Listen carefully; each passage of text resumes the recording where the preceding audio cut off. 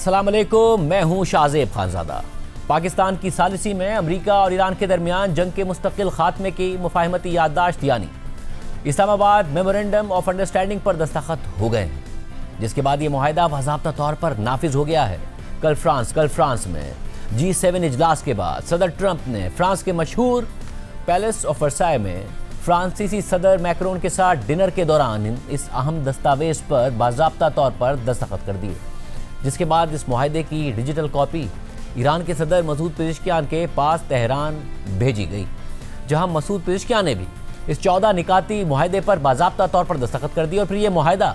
مذاکرات میں ثالث کا کردار ادا کرنے والے ملک یعنی پاکستان کے وزیر اعظم شہباز شریف کے پاس اسلام آباد پہنچایا گیا، جہاں وزیر اعظم شہباز شریف نے بطور ثالث اس معاہدے پر دستخط کر کے اس کے باضابطہ نفاذ کا اعلان کر دیا۔ یعنی اب یہ بات اس معاہدے کے ساتھ ساتھ تاریخ کا حصہ بن گئی ہے کہ ایران اور امریکہ کے درمیان جنگ، جو ساری دنیا کے امن اور معیشتوں کے لیے ایک بہت بڑا خطرہ اور بہت بڑا مسئلہ بن گئی تھی، وہ جنگ ختم کرنے میں سب سے بڑا کردار پاکستان نے ادا کیا ہے، اور دونوں مخالف فریقوں نے پاکستان کے کردار کو سراہتے ہوئے تسلیم کیا ہے اور شکریہ ادا کیا ہے۔ اہم بات یہ ہے کہ کل فرانس میں G7 اجلاس کے اختتام پر صدر ٹرمپ نے پریس کانفرنس کے دوران کہا تھا کہ وہ جلد ہی ایران کے ساتھ معاہدے پر دستخط کر دیں گے، اور پھر رات کو فرانس کے صدر میکرون کے ساتھ ڈنر کے دوران ہی صدر ٹرمپ نے اس معاہدے پر باضابطہ طور پر دستخط کر دیے، اور وائٹ ہاؤس نے ٹرمپ کی جانب سے معاہدے پر دستخط کی ویڈیو بھی جاری کر دی۔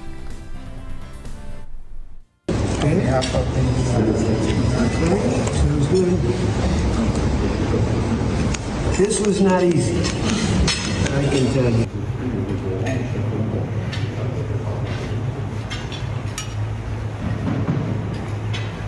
This is Dorco. Yes? Bravo!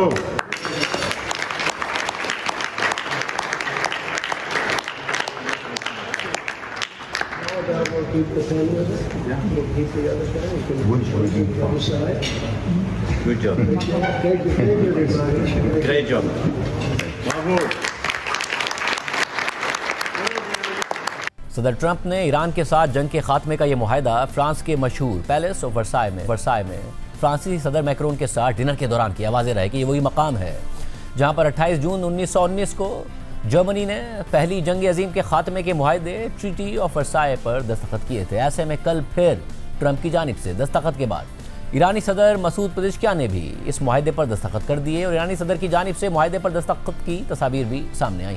اور پھر وزیر اعظم شہباز شریف نے بھی بطور ثالث اس معاہدے پر دستخط کر دیے، اور وزیر اعظم ہاؤس کی جانب سے وزیر اعظم شہباز شریف کی معاہدے پر دستخط کرنے کی ویڈیو بھی جاری کی گئی۔ اس سے پہلے وزیر اعظم شہباز شریف نے ایکس پر معاہدے پر دستخط ہونے کا اعلان کرتے ہوئے لکھا کہ میں یہ اعلان کرتے ہوئے اعزاز محسوس کر رہا ہوں کہ آج امریکہ اور ایران کے درمیان تاریخی اسلام آباد میمورنڈم آف انڈرسٹینڈنگ پر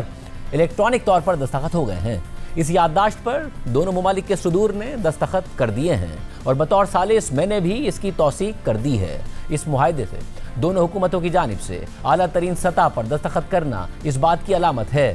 کہ دونوں فریق تنازع کے سفارتی حل کے لیے پرعزم ہیں۔ دستخط کے بعد اسلام آباد میمورنڈم آف انڈرسٹینڈنگ فوری طور پر نافذ العمل ہو جائے گا، اور پہلے قدم کے طور پر ایران فوراً اسٹریٹ آف ہرمز کو دوبارہ کھول دے گا، اور امریکہ فوراً بحری ناکہ بندی ختم کر دے گا۔ اس کے بعد وزیر اعظم شہباز شریف نے امریکی صدر ٹرمپ سمیت دیگر امریکی قیادت اور ایرانی صدر مسعود پزشکیان سمیت ایرانی قیادت کا شکریہ ادا کرنے کے بعد مزید لکھا کہ میں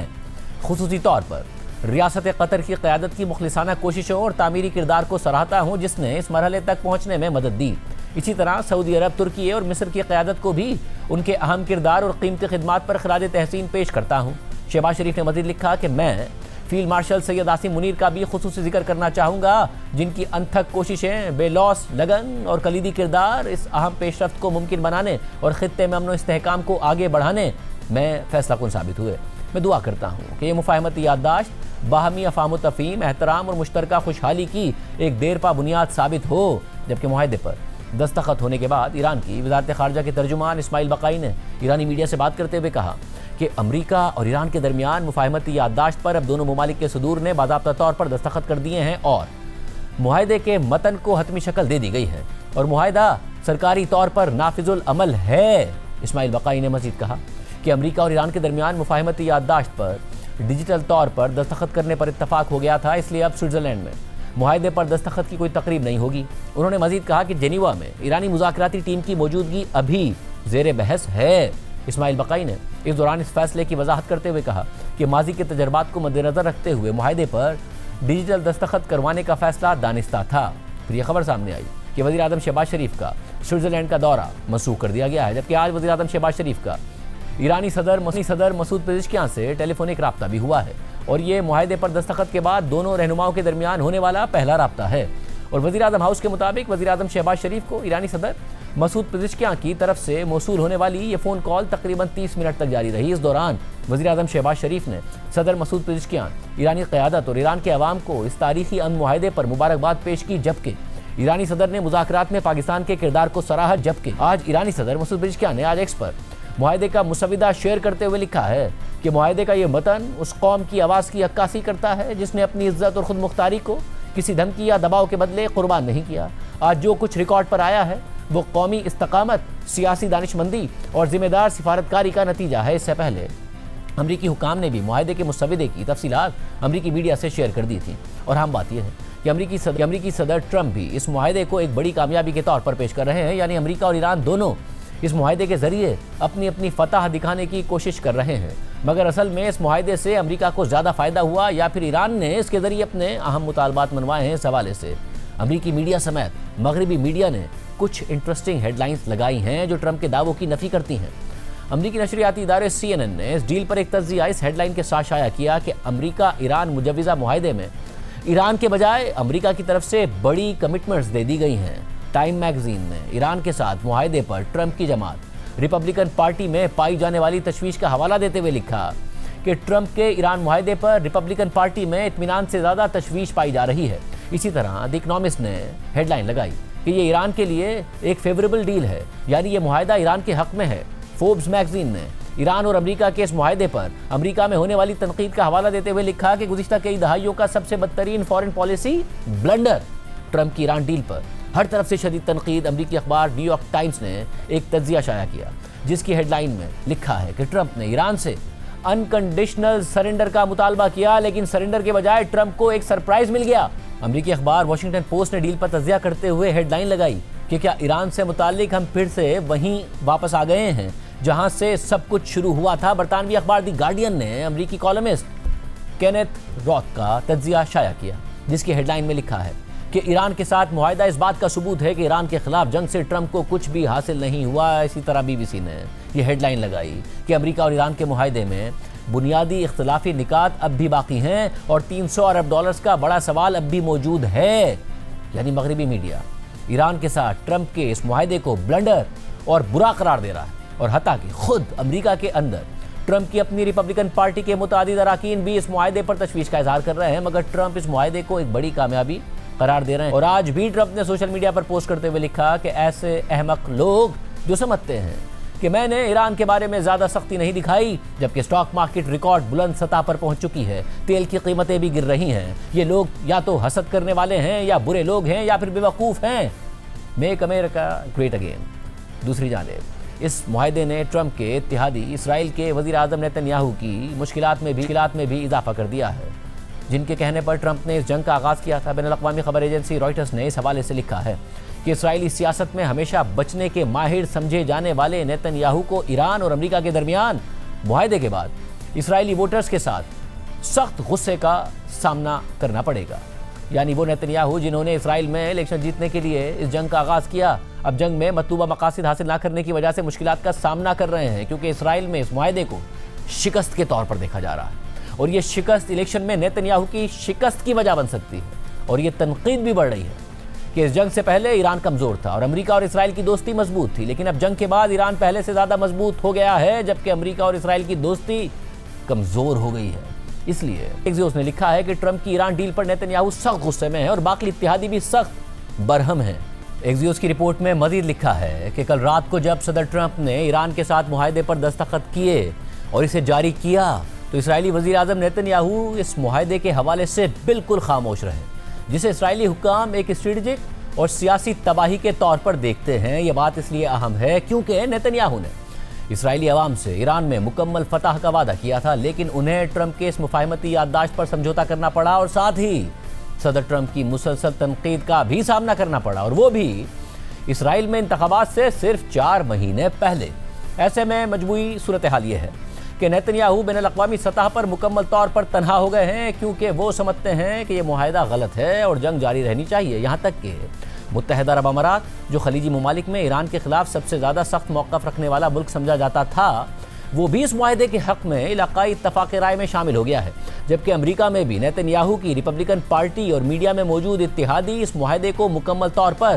تنقید کا نشانہ بنانے سے ہچکچا رہے ہیں، کیونکہ خود ٹرمپ اس معاہدے کی منظوری دے چکے ہیں۔ 2015 میں اوباما کے ایران معاہدے کے خلاف کانگریس میں تقریر کی طرح کا موقع اب نیتنیاہو کے پاس نہیں ہوگا، اور نیتنیاہو ٹرمپ سے ٹکراؤ کے بغیر کسی امریکی نیوز چینل پر جا کر اس معاہدے کی کھل کر مخالفت بھی نہیں کر سکتے۔ رپورٹ میں مزید لکھا ہے کہ عوامی سطح پر اس معاہدے کی مذمت کے بجائے اسرائیلی حکام اسرائیلی صحافیوں کے ساتھ غیر رسمی بریفنگز میں اس معاہدے پر گہری تشویش کا اظہار کر رہے ہیں، اور ساتھ ہی اسرائیل میں نیتنیاہو کے حامی میڈیا ادارے جو پہلے زیادہ تر ٹرمپ کے سخت حامی رہے تھے، وہی ادارے اب ٹرمپ اور ان کی ٹیم پر سخت تنقید کر رہے ہیں۔ عام بات یہ ہے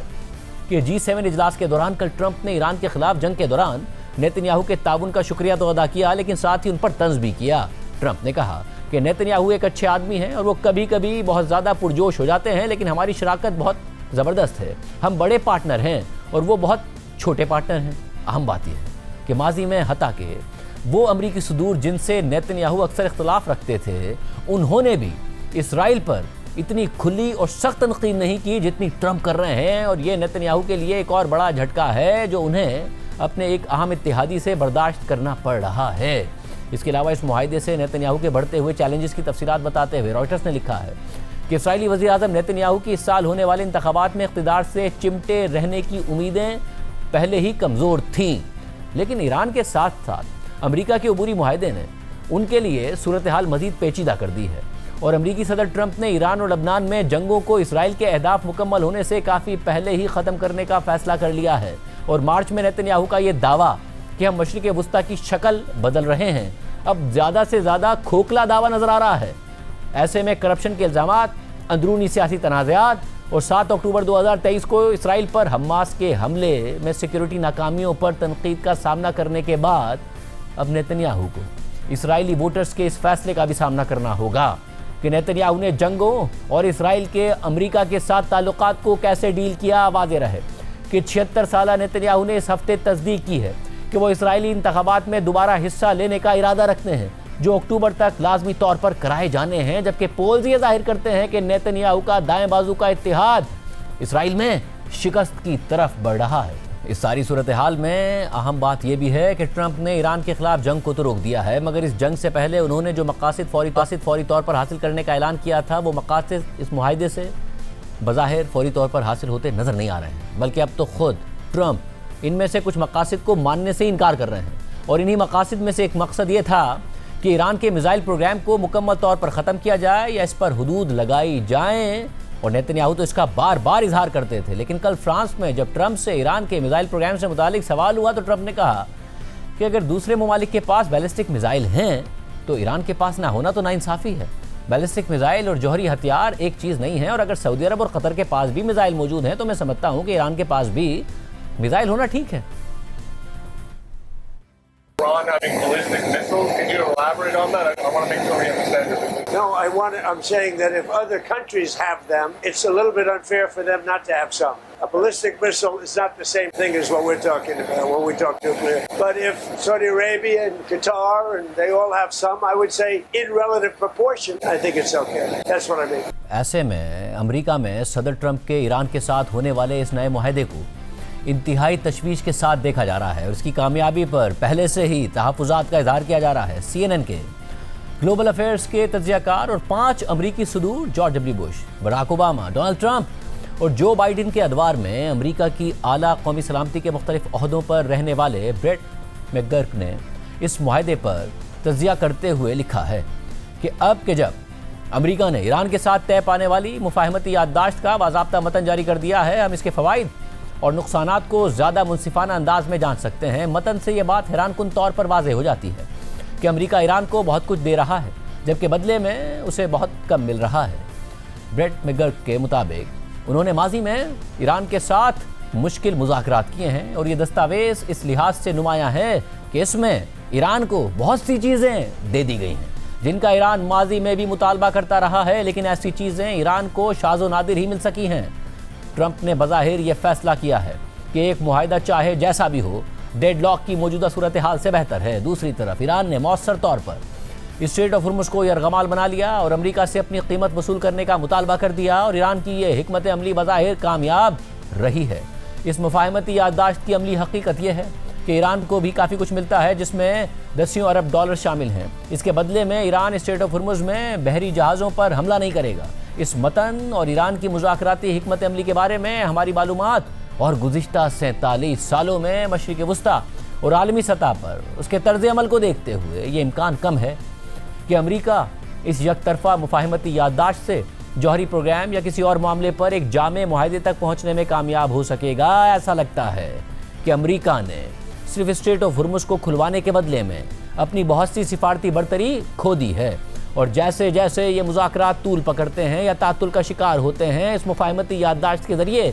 قائم ہونے والا امن ممکن ہے کہ زیادہ دیر تک برقرار ہی نہ رہے۔ اس کے علاوہ 5 امریکی صدور کے ادوار کو کور کرنے والے اور گزشتہ 20 سالوں سے ایران کے نیوکلیئر پروگرام پر رپورٹنگ کرنے والے نیو یارک ٹائمز کے نمائندے ڈیوڈ سینگنر نے اس معاہدے پر تبصرہ کرتے ہوئے لکھا ہے کہ یہ محض 15 ہفتے پہلے کی بات ہے جب صدر ٹرمپ نے اعلان کیا تھا کہ غیر مشروط سرنڈر کے علاوہ ایران کے ساتھ کوئی معاہدہ نہیں ہوگا، لیکن کل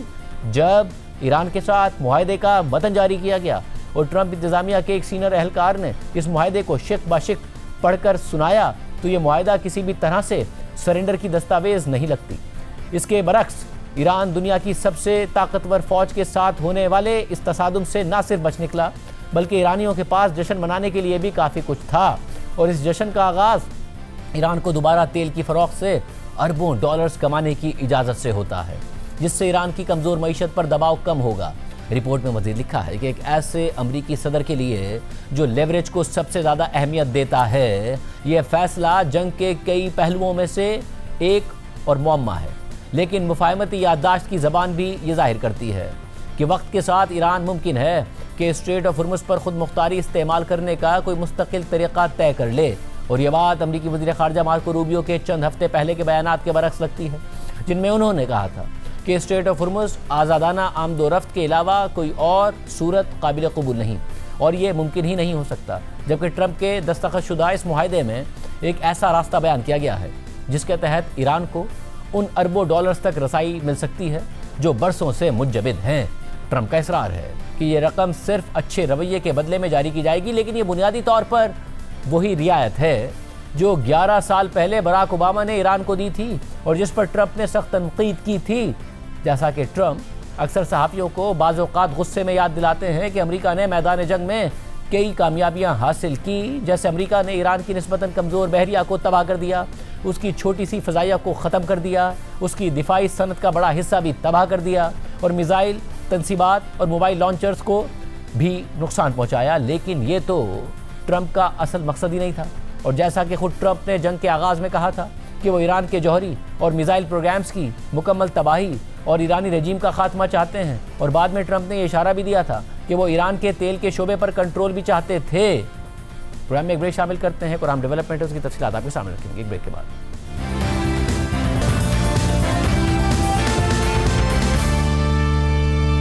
حکومت ایک متنازع قانون سازی کرنا چاہتی ہے جس کے تحت کوئی بھی مالک مکان یا جائیداد کا مالک ٹیلی کام کمپنیز کو اپنی جگہ فراہم کرنے سے انکار نہیں کر سکے گا۔ یعنی آپ کی اپنی ہی جائیداد پر کیا ہوگا، کون سے آلات لگیں گے، ٹاور لگے گا نہیں لگے گا، اس متنازع بل کی منظوری کے بعد یہ فیصلہ ٹیلی کام کمپنیز کریں گی، اور اگر آپ نہیں مانیں گے تو حکومت سے آپ کی شکایت کریں گے اور آپ کو قانونی چارہ جوئی بھگتنی پڑے گی۔ یعنی آپ کے پاس ایک طرح سے انکار کی کوئی گنجائش ہی نہیں ہوگی۔ اہم بات یہ ہے کہ پاکستان ٹیلی کمیونیکیشن ری آرگنائزیشن نامی یہ ترمیمی بل 2026 قومی اسمبلی سے منظور بھی ہو چکا ہے، اور اس کے بعد سینٹ میں پیش کیا جا چکا ہے، اور پھر سینٹ نے اسے قائمہ کمیٹی برائے انفارمیشن ٹیکنالوجی اینڈ کمیونیکیشن کو بھیجا، جہاں منگل کو ہونے والے اجلاس میں اس بل میں متنازع شقوں کی نشاندہی کی گئی اور بحث کو مؤخر کر دیا گیا۔ قائمہ کمیٹی کی چیئرپرسن اور پیپلز پارٹی کی سینیٹر پلوشہ خان کا کہنا ہے کہ فائبرائزیشن ضروری ہے، لیکن اس کی آڑ میں عوام کے بنیادی حقوق اور نجی املاک کے تحفظ پر کوئی سمجھوتا نہیں ہوگا۔ سینٹ کمیٹی میں بل کا تفصیلی جائزہ لینے کے دوران متعدد متنازع شقوں پر سنجیدہ تحفظات سامنے آئے۔ ہم ایسی تمام شقوں میں ضروری ترمیم لائیں گے تاکہ ترقی کے ساتھ ساتھ عام شہریوں کے حقوق، انصاف اور قانونی تحفظ کو بھی یقینی بنایا جا سکے۔ اس کے علاوہ پیپلز پارٹی کا دعویٰ ہے کہ حکومت نے یہ بل فائنانس بل کی آڑ میں جلد بازی میں منظور کروا لیا اور اس پر بحث نہیں کی گئی۔ قومی اسمبلی سے منظور ہونے والے اس ترمیمی بل میں ٹیلی کام کمپنیز کو فائبر آپٹک بچھانے، ٹاور نصب کرنے اور انفراسٹرکچر قائم کرنے کی آزادی دی گئی ہے کہ وہ جہاں چاہیں آلات نصب کریں۔ پاکستان ٹیلی کمیونیکیشن ری آرگنائزیشن ترمیمی بل 2026 میں شق 27A شامل کی گئی ہے، جس کے مطابق اگر کوئی ٹیلی کام کمپنی قانونی لائسنس رکھتی ہے تو اسے انٹرنیٹ، فائبر آپٹک، ٹیلی کام ٹاور یا دیگر مواصلاتی نظام لگانے، چلانے اور اس کی دیکھ بھال کے لیے زمین یا جگہ تک اس تمام رسائی کے حقوق حاصل ہوں گے جو اس قانون میں طے کیے گئے ہیں۔ اس شق میں واضح کیا گیا ہے کہ اس ترمیم کا اطلاق پرائیویٹ زمین اور سرکاری زمین دونوں پر ہوگا۔ ٹیلی کمیونیکیشن کمپنی کو آلات نصب کرنے سے پہلے جائیداد کے مالک سے اجازت لینا ہوگی اور اگر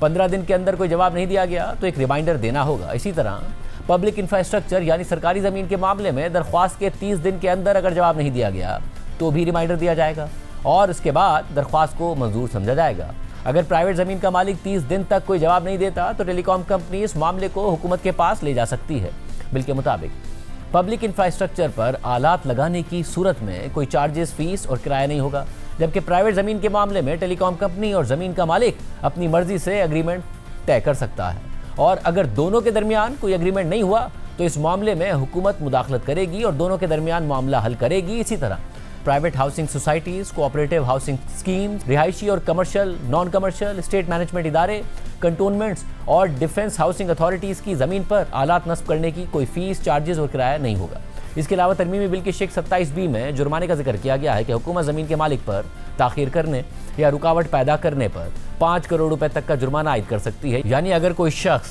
ٹیلی کام کمپنی کو اپنی زمین دینے میں تاخیر کرے یا رکاوٹ ڈالے تو حکومت اس پر 5 کروڑ روپے تک کا جرمانہ عائد کر سکتی ہے، مگر حکومت کو اس بل کی زبان کو تبدیل کرنا ہوگا جو پہلے ہی قومی اسمبلی سے منظور ہو چکا ہے، اور اس بات کو بھی تبدیل کرنا ہوگا کہ اگر کوئی پراپرٹی کا مالک اپنی زمین دینے سے انکار کرے تو اس کی شکایت ہو جائے گی اور پھر اسے سرکاری دفاتر کے چکر لگانے پڑیں گے، اور حکومت بھی اگر اس کے خلاف فیصلہ دے دے تو زمین کے مالک کو اپنی ہی زمین کے لیے عدالتوں کے چکر لگانے ہوں گے۔ اور یہ سوال اپنی جگہ موجود ہے کہ اب کہ جب وضاحتیں دینی پڑ رہی ہیں تو اتنی جلدی میں یہ بل قومی اسمبلی سے پاس کرانے کی ضرورت ہی کیا تھی؟ بل میں یہ زبان رکھنے کی ضرورت ہی کیا تھی؟ اگر سینٹ میں یہ بل نہ روکا جاتا تو اسی زبان میں پاس ہو جاتا۔ آخر مقصد کیا تھا ایسا بل اس زبان میں جلدی پاس کرانے کا؟ اس بل کے حوالے سے بات کریں گے، ہمارے ساتھ موجود ہیں سینٹ کی قائمہ کمیٹی برائے IT اینڈ ٹیلی کمیونیکیشن کی چیئرپرسن سینیٹر پربشا خان صاحبہ۔ بہت شکریہ سینیٹر صاحبہ میں جوائن کرنے کے لیے۔ پربشا، قومی اسمبلی سے تو بہت تیزی سے یہ بل پاس ہو گیا، یہ بتائیں سینٹ میں کیا معاملہ ہوا؟ نہیں دیکھیے، سینٹ میں مجھے 2 دن کا نوٹس دیا گیا as chairperson of the IT committee, اور مجھے کہا گیا اور اس کو کمیٹی کو ریفر کیا گیا، تو سینٹ نے اس کو خود ہی اس طرح سے پاس کرنا مناسب نہیں سمجھا اور اس کو کمیٹی کو فار ڈیلیبریشن، لیکن 1-2 دن کا نوٹس ضرور تھا، تو وہ اس نوٹس میں اب میں نے آج ایکسٹینشن جو ہے کل اپلائی کی تھی اور آج وہ ایکسٹینشن مجھے 60 دن کی مل گئی ہے، کیونکہ جس صورت میں یہ آیا ہے اس صورت میں یہ آئین کے آرٹیکل 23 اور 24 سے متصادم ہے اور لوگوں کی جو حق ہے جائیداد اون کرنے کا اور اس کو استعمال کرنے کا، اس کو یہ ہٹ کرتا ہے، تو اس لیے ہم نے یہ آئین کو جو ہے مقدم رکھا اور اس بل کو چیئرمین بلاول بھٹو سے میں نے اسی وقت مشاورت کی اور انہوں نے ان کی ہدایت پر اس کو روک دیا گیا۔ یہ بتائے گا کہ وزارت کا جواب کیا تھا جب آپ نے ان سے یہ پوچھا کہ بھئی یہ کیسے ہو سکتا ہے کہ ایک کمپنی پہلے کسی گھر کے مالک کو ایک بات کرے یا کسی بھی پراپرٹی کے مالک کو، پھر 15 دن بعد ایک ریمائنڈر بھیجے اور اس کے بعد وہ جو کمپنی ہے وہ حکومت میں شکایت کر دے گی، پھر وہ دفاتر کے چکر لگائے، اگر حکومت اس کے خلاف فیصلہ کر دے تو پھر عدالتوں کے چکر لگائے، پراپرٹی اس کی، فیصلہ کوئی اور کر رہا ہے۔ اس کا جواب کیا تھا ان کے پاس؟ سب سے پہلے تو ان کو جب میرے سے جب میں بھی تھی، میرے ساتھ 2 اپنے آنریبل ممبرز تھے نون لیگ کے، انہوں نے بھی اس کو دیکھا اور ان کو بھی تشویش ہوئی، انہوں نے بھی اس پہ اعتراضات اٹھائے اور ہم نے ان کو دیکھیے فائبرائزیشن ایک تو ہے نا جو کہ زیر زمین ہے کیبلنگ، لیکن اس میں جب ہم نے ٹاورز، اکوپمنٹ جس میں کوئی چیز بھی آ سکتی ہے، کوئی نجی کمپنی جو ہے وہ اس میں کوئی چیز بھی اکوپمنٹ کے طور پہ لا سکتی ہے اور کہیں بھی اس کو اریکٹ کر سکتی ہے، اور عام شہری کا اس پہ اعتراض کرنے کا جو حق ہے وہ سخت متاثر ہوتا ہے اور اس کے حق ملکیت کو جو ہے یہ محدود ہوتا ہے۔ ہم نے جب یہ باتیں ان سے کی تو انہوں نے کہا نہیں اس میں ٹاور شاید نہیں ہے، لیکن ہم نے جب انہیں دکھائے تو پھر شاید ان سے بھی آئی ڈونٹ نو کہ کیسے نظر انداز ہوا یہ، لیکن پھر وہ خاموش ہو گئے۔ اور جب میں نے اپنی لیڈرشپ سے مین وائل اسی دوران ان سے رابطہ کیا اور میں نے چیئرمین بلاول بھٹو صاحب سے کہا کہ یہ اس قسم کا ایکسیسو بل ہے اور اس میں یہ 5-5 کروڑ جرمانے اور لوگوں کے گھروں کے اندر تک رسائی کا حق اور ان سے اعتراض کا حق چھین لینا، اور کوئی آرام سے گھر بیٹھا ہے اس کو 2 نوٹس سرو ہو جائیں، وہ ایک اینڈلیس لیٹیگیشن میں پڑ جائے، اور پھر وہ جائے بھی تو کسی سرکاری جو افسر ہے وہی اس کا فیصلہ کرے، تو یہ تو بہت خطرناک ٹرینڈ کو جو جنم دے گا۔ تو بلاول صاحب نے کہا کہ جی بل جو ہے اس کو روک لیا جائے، اور اس کو ہم نے اسی وقت روک لیا، بلکہ اس بات پہ بھی حیرانی کا اظہار ہوا کہ یہ ایک نارمل بجٹ کے سیشن کے دوران کیوں آیا ہے، یہ بجٹ کے بعد بھی آ سکتا تھا۔ لیکن اب یہ بل میرے خیال میں اس کی تو ایک لفظ پہ غور کرنا پڑے گا، اس کو جتنی دفعہ پڑھا جائے اس میں سے بہت سے سوالات نکلتے ہیں۔ اور یہ جس کی زمین ہے اس کے پاس رائٹ ہے ریفیوزل کا، مگر اس کے بعد وہ دفاتر کے چکر نہ لگائے، یہ سارے معاملات نہ ہو، جرمانے نہ بھگت رہا ہو، آپ اس بات کو یقینی بنائیں گی کہ اس میں سے ساری چیزیں نکلیں؟ دیکھیے بالکل آئین سے متصادم یہ بنیادی حق ہے کسی بھی شہری کا کہ وہ جائیداد اون کرے اور جائیداد کو جیسے مرضی استعمال کرے، بلکہ یہ حکومت کا بھی تو ریاست کا حق ہے کہ وہ فرض ہے کہ وہ شہری کے اس حق کو محفوظ کرے۔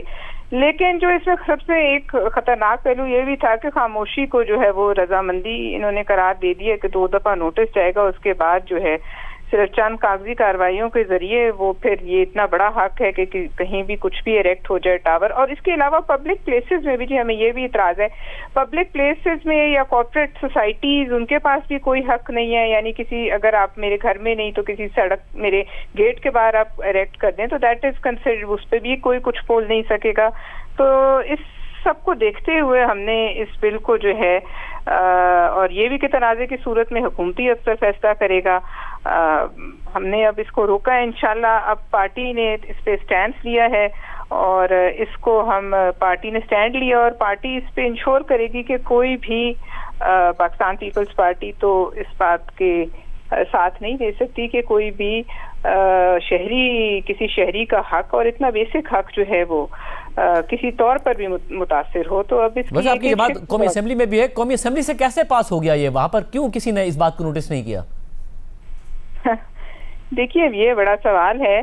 میرے خیال میں جس طرح سے بلوں کی بارش ہو رہی ہوتی ہے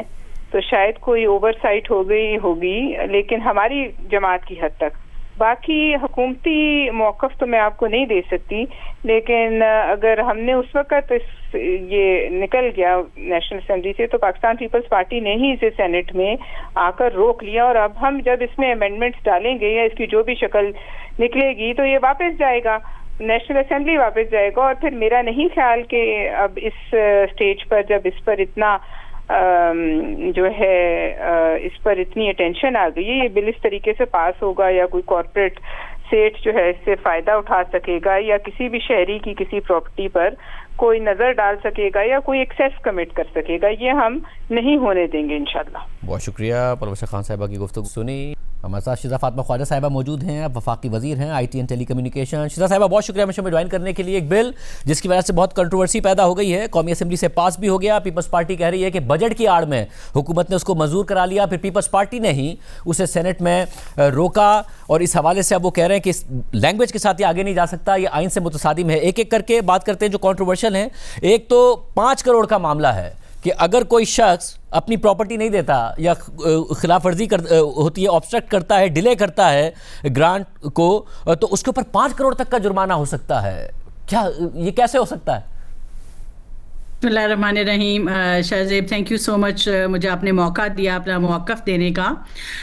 سب سے پہلے تو میں یہ کہنا چاہوں گی کہ یہ نیشنل اسمبلی سے جب بل پاس ہوا تو بالکل مشاورت کے ساتھ ہوا, بلکہ ہمارے بڑے سینئر آنریبل ممبر ہیں نوید قمر صاحب, انہوں نے امینڈمنٹس بھی پیش کی ہیں اور اس کے بعد ایک مشاورت سے پاس ہوا.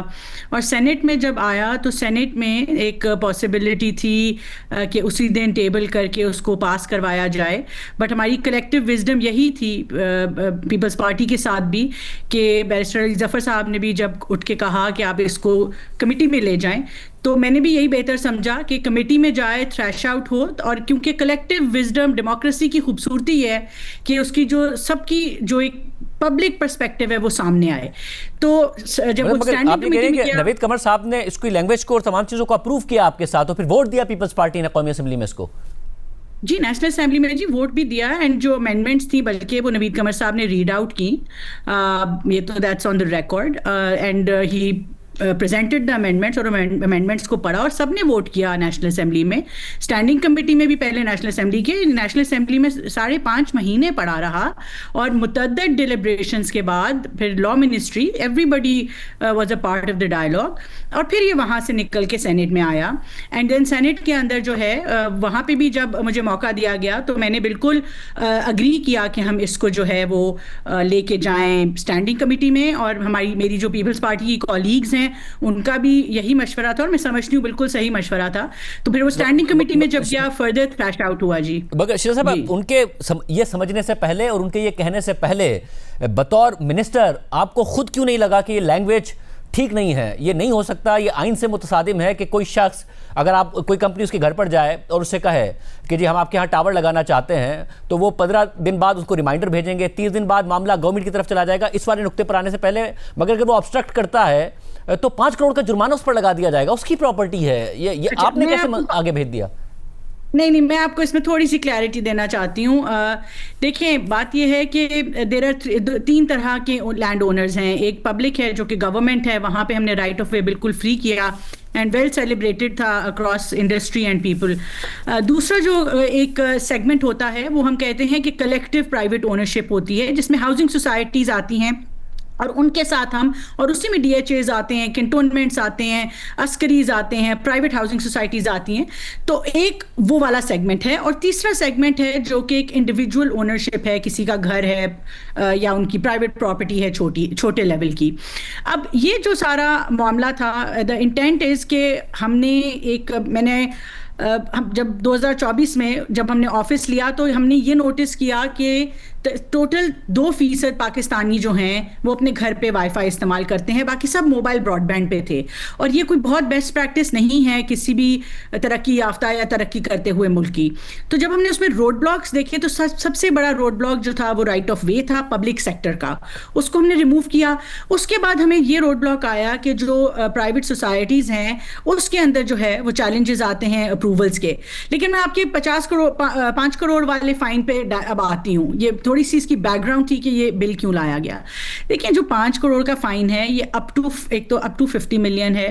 اور دوسری بات یہ ہے کہ یہ فائن اس طرح نہیں ہے کہ اگر میرے گھر کے کوئی ناک کریں اینڈ مجھے کوئی کہے کہ جی میں نے آپ کے گھر سے تار گزارنی ہے یا ٹاور نکالنا ہے, میں کہوں نہیں آپ نہیں کر سکتے اور میرے پہ فائن لگ جائے. یہ ایسے نہیں ہے. فائن وہاں سے اسٹارٹ ہوتا ہے جہاں پہ لافل کانٹریکٹ ہو گیا ہے ود میوچل کنسینٹ, اور اس لافل کانٹریکٹ کے بعد جو ہے کسی بھی قسم کی آبسٹرکشن آ رہی ہے. یا میں آپ کو اس کا ایگزامپل دیتی ہوں کہ میرے بیچ میں اور کسی اور کے ایک کمپنی کے بیچ میں ایک اگریمنٹ ہوتا ہے, اور وہ اپنی کروڑوں روپے کی انویسٹمنٹ کر کے میری پراپرٹی کے اوپر ایک ٹاور لگاتے ہیں, اور ہم میوچلی اگری کرتے ہیں کہ ہم اس کا لیٹ سے 10 لاکھ روپیہ کرایہ ہوگا اس کا مہینے کا. اب ہم نے اس کو میوچلی اگری کر لیا, ایک کانٹریکٹ سائن ہو گیا, ایک سرٹن نمبر آف ایئرس کے لیے ہو گیا. اب 3 سال بعد مجھے خیال آ جائے کہ جی نہیں یہ 10 لاکھ نہیں, یہ تو 50 لاکھ ہونا چاہیے. اس کیس کے اندر جو ہے وہ ایک کلوز اس لیے رکھا گیا تاکہ اس طرح کے ان لافل obstructions کو اور وائلیشن آف کانٹریکٹ کو جو ہے وہ ڈیٹر کیا جائے. سو اس کا یہ مطلب نہیں ہے کہ یہ بات لکھی ہونی چاہیے تھی نا بل میں, کیونکہ بل میں ایسا نہیں لکھا ہوا. بل میں جب 27B میں یہ لکھا ہوا ہے کہ اگر کوئی obstruct کرے یا ڈیلے کرے گرانٹ آف رائٹ کو, अंडर 27 है और 27A में लिखा हुआ है कि किस तरीके से जितनी भी पार्टीज़ हैं, चाहे वो प्राइवेट ओनर हो या फिर सोसाइटी हो या फिर पब्लिक प्रॉपर्टी हो, उसके ऊपर क्या प्रोसीजर होगा कि जिसके तहत उन्हें परमिशन देनी है। तो ये लिखा नहीं हुआ है, या तो आपको लैंग्वेज बदलनी पड़ेगी या फिर लैंग्वेज होनी नहीं चाहिए थी इधर, क्योंकि इससे तो ऐसा ही लग रहा है कि उसको 5 करोड़ तक का जुर्माना भुगतना पड़ेगा। Let me at the outside से कि लॉ और पॉलिसी एंड डिलिब्रेशन का मकसद यही होता है कि जहाँ पे अगर लैंग्वेज में कन्फ्यूजन है उसको क्लियर किया जाए, और इसमें कोई इबाम नहीं है, कोई हमें रिजर्वेशन भी नहीं है, हम बिल्कुल चेंज भी करेंगे जहाँ पे क्लैरिटी की ज़रूरत है। बट मैं आपको इंटेंट ज़रा थोड़ा सा फिर से क्लियर करती हूँ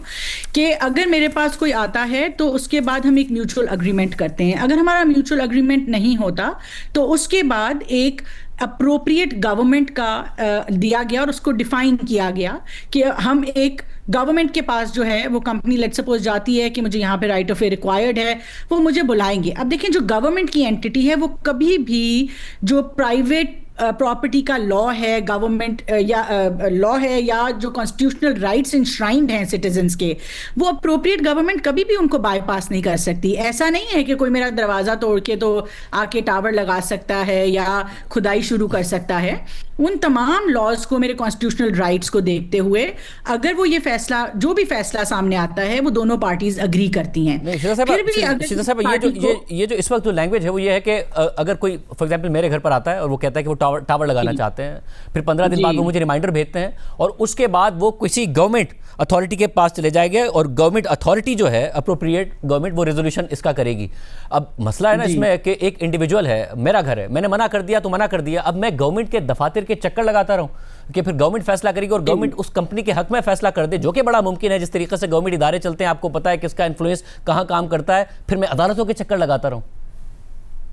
आई एग्री। देखिए, मैं ये वाली जो बात है, जहाँ तक तो अंडरग्राउंड फाइबर की बात थी, वहाँ पे बहुत ज़्यादा लोगों को कोई इतना इशू नहीं था, क्योंकि उसमें बड़ा क्लियरली लिखा गया कि जिस तरह से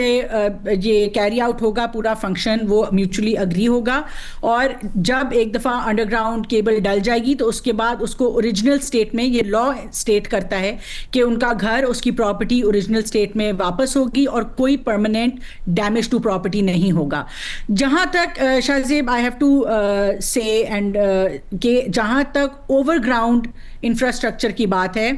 और इसके अंदर जो आप कंफ्यूजन बयान कर रहे हैं, हम इसको इसीलिए, ये लाइक आई सेड बिफोर, कि जो कलेक्टिव विजडम है उसमें ये चीज़ हमारे सामने बिल्कुल आई है, और जो ओवरग्राउंड हमारी इंस्टॉलेशंस हैं टेलीकॉम इंफ्रास्ट्रक्चर की,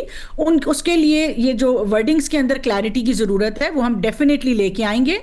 और ये आम बात है, यानी आप ये कह रहे हैं कि ज़ाहिर फाइबराइजेशन होनी चाहिए मुल्क में, टेलीकम्युनिकेशन की पेनिट्रेशन बेहतर हो, ज़रूर होना चाहिए, वाईफाई का नेटवर्क की एक्सेस लोगों को ज़्यादा बेहतर अंदाज में हो, ज़रूर होना चाहिए। उसके लिए अब जो होगा कंसेंसस के साथ होगा, जो डॉक्यूमेंट आएगा वो अवाम की बेहतरी के लिए, मुल्क की बेहतरी के लिए और कंसेंसस के साथ आएगा, जो भी इसकी लैंग्वेज में। एब्सोल्युटली, मतलब इससे ज़्यादा सही बात नहीं कर सकते। देखें, as minister of IT and telecom, मेरे ऊपर सबसे ज़्यादा जो मैं जिम्मेदारी अपने ऊपर समझती हूँ इस 24 करोड़ अवाम की, वो ये है कि हर शख्स के पास एक रिलायबल हाई स्पीड इंटरनेट होना चाहिए जो उसके लिए अफोर्डेबल हो। उसके लिए जब हमने एनालिसिस किया बॉटलनेक्स क्या थे, देखिए हमने सबसे पहले इसीलिए दुनिया का सबसे बड़ा स्पेक्ट्रम ऑक्शन किया 480 मेगाहर्ट्ज, क्योंकि हमें यह पता चला कि स्पेक्ट्रम की कंजेशन है। आप समझें कि 274 मेगाहर्ट्ज के ऊपर जब से ये टेलीकॉम का पूरा निज़ाम शुरू हुआ है, पाकिस्तान पिछले 30-40 साल से टोटल 274 मेगाहर्ट्ज पे था।